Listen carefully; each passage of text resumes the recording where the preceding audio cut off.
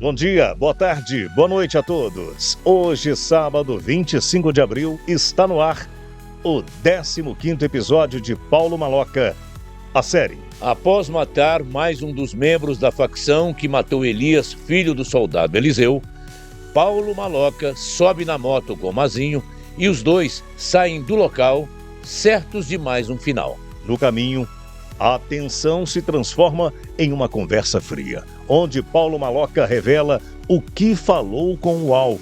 Disse que era para ele saber por que iria morrer. E até em meio a toda a tensão da situação, surge quase que automático um misto de humor na questão da ocasião entre os amigos e irmãos. Minutos depois, eles chegam ao varandão, onde Eliseu aguarda os dois com preocupação. Na mesa, entre cerveja, cachaça e refrigerante, os detalhes são recontados com naturalidade e muita realidade. Até que alguém chega no local e conta o que aconteceu e fala sobre quem morreu.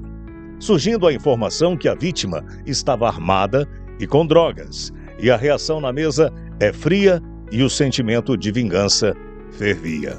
O episódio avança com a revelação por Eliseu de quem é Juarez.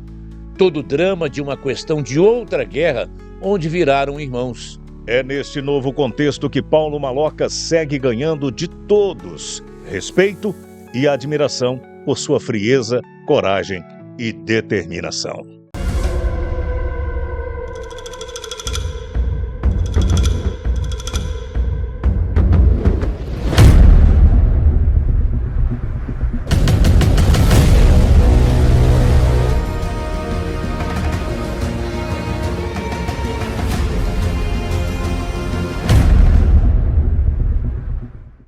Logo em seguida, eu atravessei a rua rapidamente.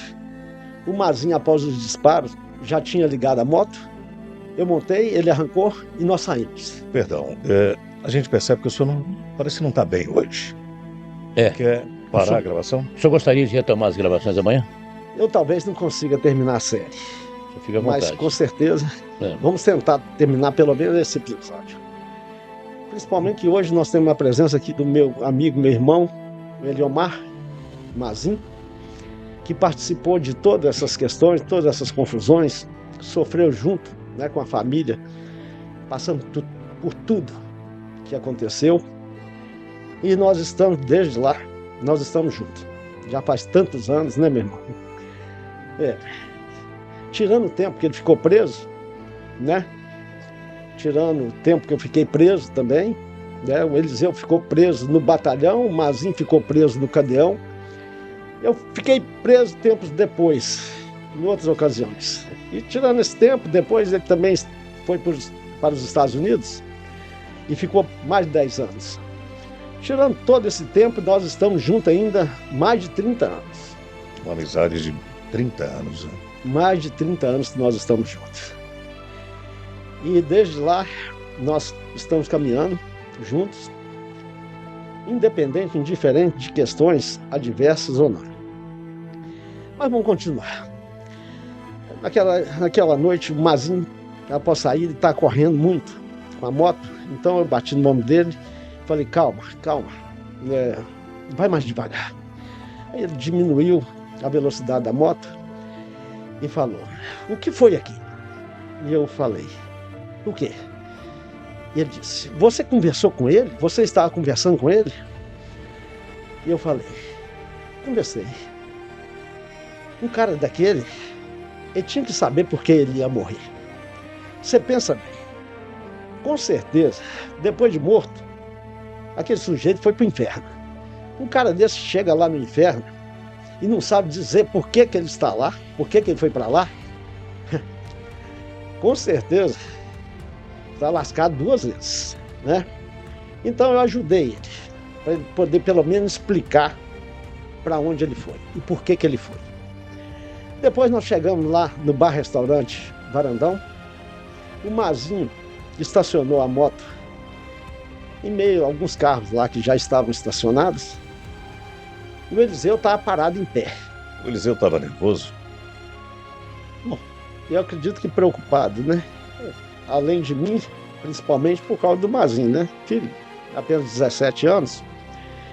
E ele falou, vocês demoraram demais. E eu disse, não demoramos. Foi até rápido. Eu acho que você estava muito preocupado. Mas deu tudo certo. Ele falou, deu tudo certo? Deu tudo certo. Menos o Mazinho se comportou muito bem. Fez tudo da forma que deveria fazer. E acabou que nós estamos aqui. Aí o Eliseu me cumprimentou, abraçou o Mazinho e falou, vamos lá para a mesa. Isso nós temos que comemorar. E aí nós fomos para a mesa. Aí nós sentamos e conversamos, ficamos conversando lá.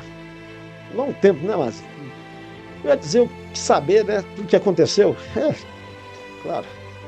Eu contei, falei, o Mazinho também explicou da forma dele, o que ele viu, o que aconteceu. E o Eliseu pediu, desce mais uma cerveja, traz mais uma pinga. Isso tem que ser comemorado. E aí, rapaz, passou o tempo, eu não sei dizer quanto tempo, né, mas acho que uns 30 minutos, mais ou menos. Apareceu um sujeito lá, rapaz, e sentou numa mesa próxima, a que nós estávamos lá sentados.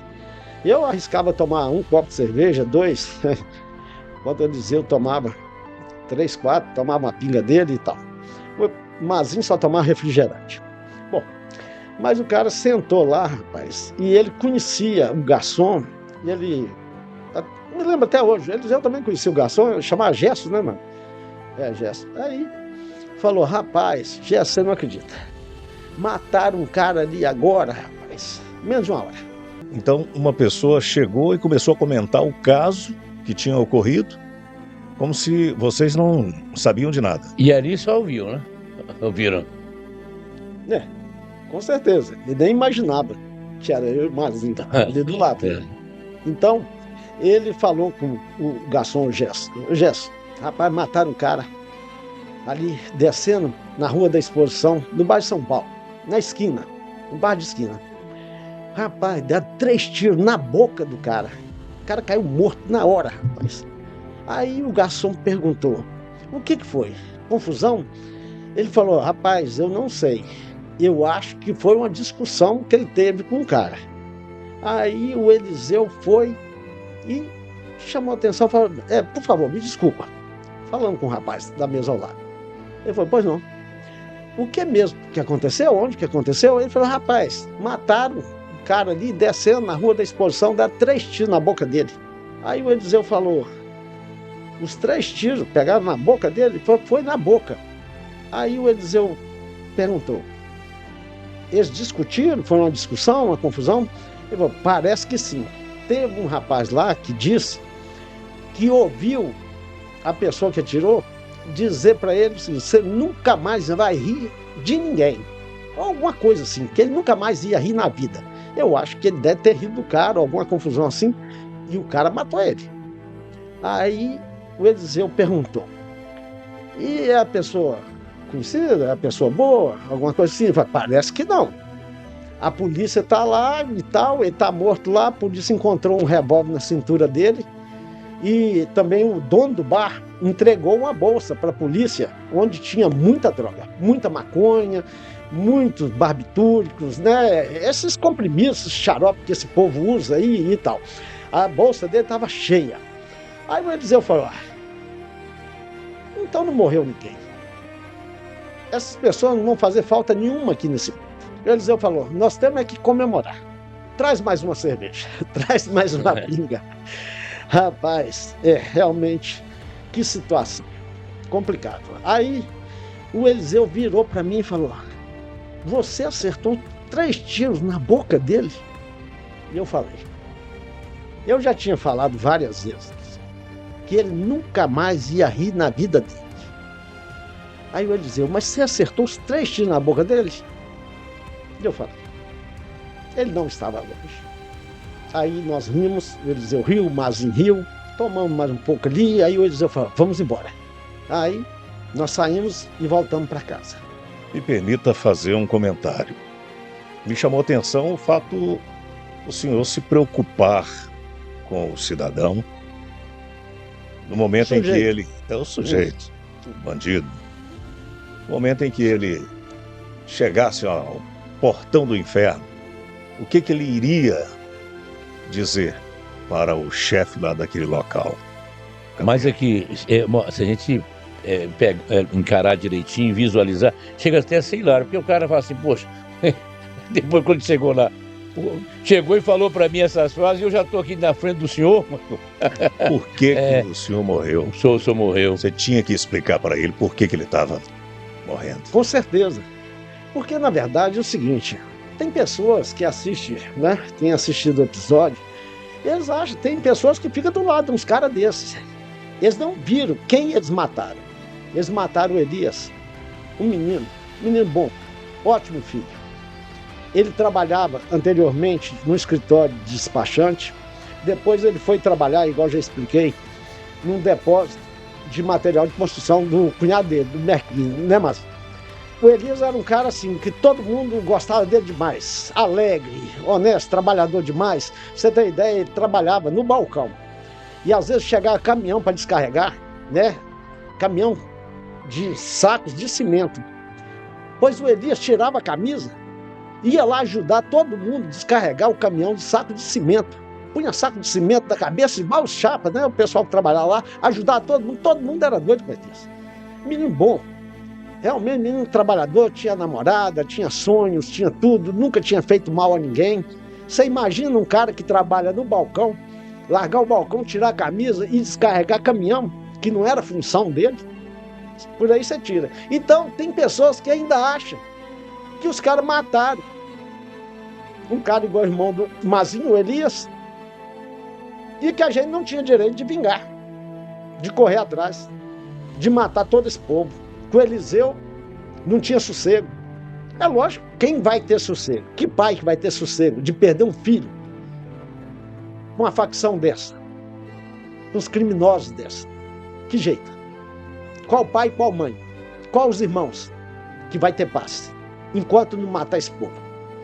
E foi justamente aí que eu entrei. E nunca me arrependi de nada. E como eu já expliquei, eu e o Mazinho, desde aquela ocasião nós estamos juntos. Você vê que isso perdura. Eu tenho amizade com ele, tenho amizade com o Lala até hoje, muita amizade com o Teca.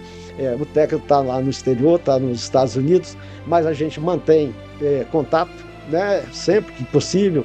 Então nossa amizade, nossa irmandade nunca acabou. Eu nunca me arrependi e nunca vou me arrepender de nada. Eu e o Mazinho estamos juntos desde essa ocasião.